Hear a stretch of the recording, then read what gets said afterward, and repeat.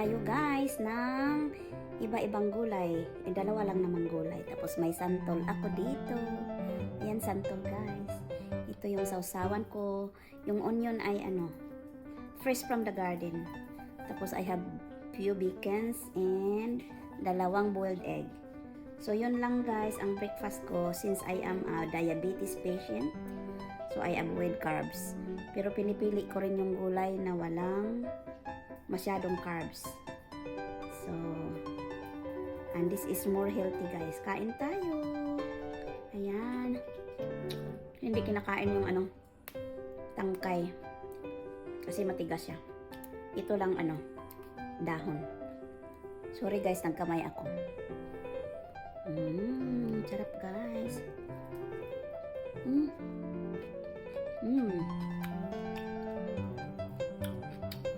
Bacon. Yum, yum, yum.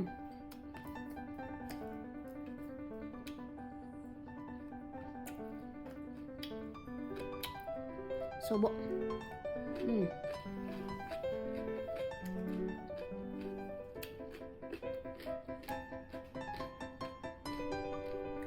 Kain tayo guys. Sarap. Super sarap guys.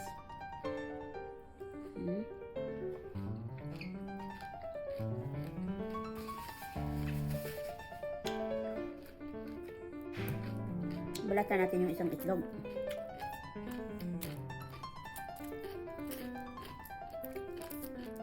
Kain guys. Ang sarap na sausawan. Fresh na onion sa vegetables at saka kumuha din ako ng kalamansi. Sa garden guys. Sausaw ko rin dyan.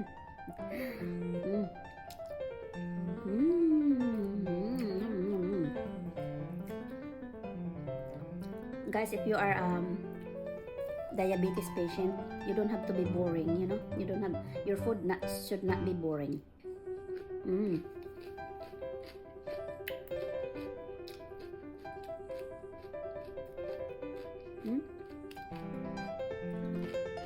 Sausaw. Sausaw. Sarap. Buto ng kalamansi, huwag mo yung kainin. Kasi, mapait yan.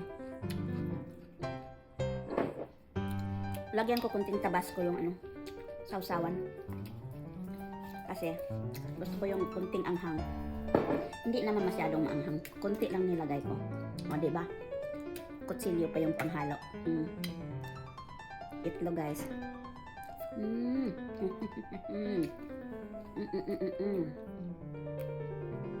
Everything is healthy. I mean, bacon is a little fat, but you need fat in your body as long as you don't eat carbs. Okay lang yan. At saka tatlong it's only 3 pieces. I don't eat too much bacon. And it's really, really crispy. So all the fat is already gone. Yeah, tingnan mo guys, kung gaano ka crispy. Crispy. Yeah. Sarap. Sarap, sarap. Kain tayo guys. Kaharbis ko lang to kanina guys. Yung kaya natagalan akong mag breakfast. Mag-alas 10 na ng umaga guys.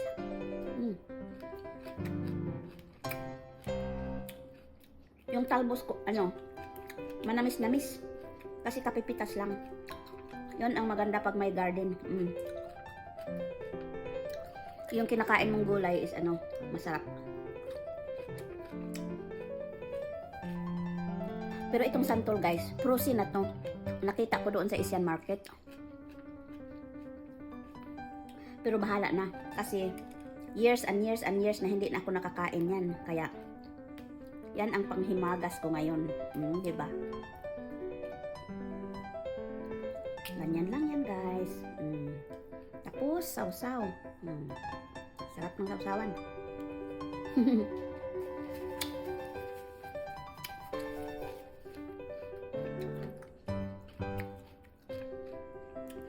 nawili ako sa talbos kasi manamis-namis. Yung cucumber, siyempre binili ko na lang yan sa tindahan kasi November na ngayon, yung cucumber ko, lang yun, early spring hanggang beginning ng summer, namumunga siya. Ang dami kong cucumber, guys. Kaso season lang talaga siya. Hindi na sila mag-last. Namamatay na agad sila. Kaya, hindi naman maganda pag magtanim pa ako ngayon kasi mamatay lang din. Sausaw guys, lagyan natin ng kamatis at sibuyas.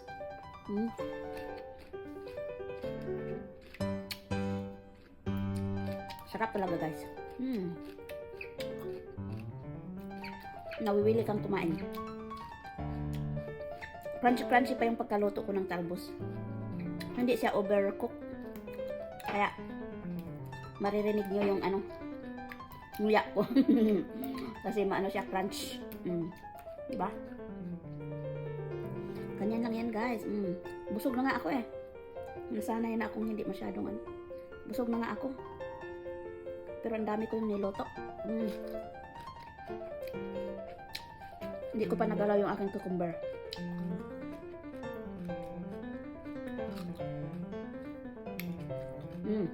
Sarap.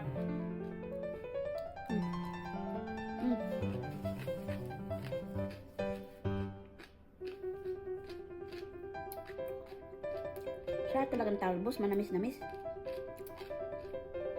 Pero sabi nila guys, everyday daw, kakain ka daw ng isang cucumber lang naman. Parang, kasi ang cucumber din naman, marami din talagang benepisyo sa katawan.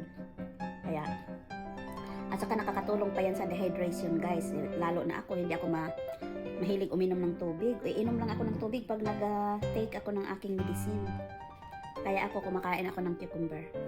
Kasi nakakatulong din daw yan sa dehydration. Ako guys is diabetes patient ako, kaya madali kang mag-rashes, yung dryness ng tingnan mo yung skin ko parang nagda-dry na. Kasi hindi ako mahilig uminom tubig guys. Pinipilit ko lang talaga na uminom ng tubig. Sa totoo lang. Gusto kong uminom ng juice. Ayaw ko namang uminom ng juice dahil diabetes na ako. Kaya pinipilit ko na lang yung aking... Hindi pinipilit. Gusto ko naman yung kape. Kaso nga lang, gusto ko yung kape na matamis. Hindi nga, diabetes na ako. Walang asukal.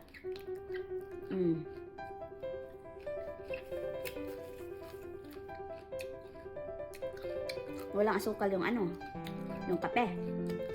Lagyan na lang kunting cream para hindi mapait.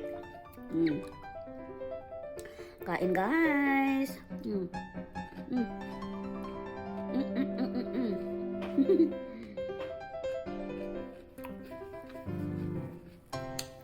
Nakalimutan ko na yung egg ko. At saka yung bacon, hindi na naging crunchy.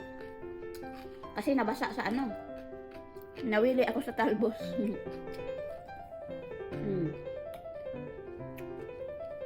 Egg.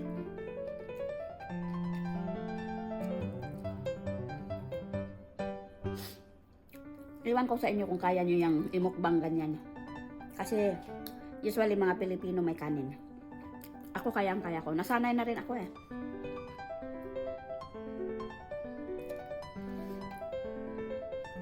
Nasanay na ako na walang kanin-kanin. Tingnan mo, nabusog na nga ako. Kaya, busugin mo lang yung sarili nyo, hindi kayo magkikrib ng kanin. Basta, satisfied yung stomach nyo. Pag nabusog lang kayo, hindi na kayo magkikrib. Hindi ko man ito maubos, guys. Yung itlog ko, hindi ko na lang yan kainin. Yung bacon ko nga, 3 lang piraso. Nilantakan ko tong talbos eh. Ang sarap. Sarap-sarap ng talbos guys. Kapipitas ko lang kasi. Like 30 minutes ago. Tapos yung sausawan guys. Ang sarap kasi may kalamansi. Iba talaga guys pag may kalamansi. At saka ang bango. Ang bango-bango.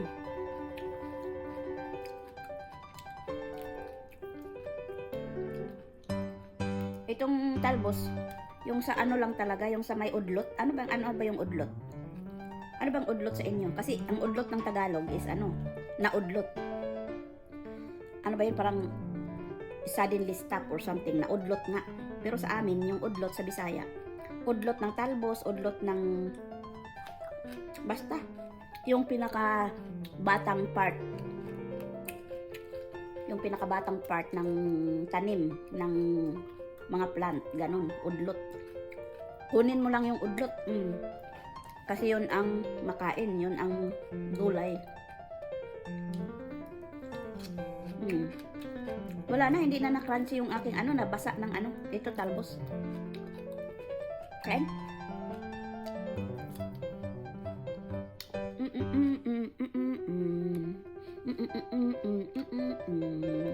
Hindi pa nga ako nakainom ng aking kape.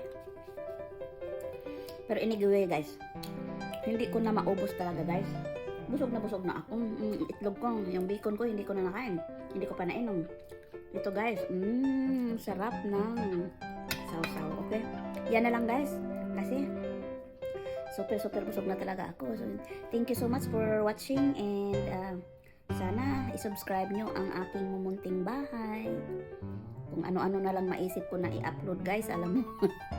Ganun talaga tayo eh. Di, sige lang. Dahan-dahan lang. So anyway, salamat sa inyong pagsuporta, sa inyong pag-subscribe guys.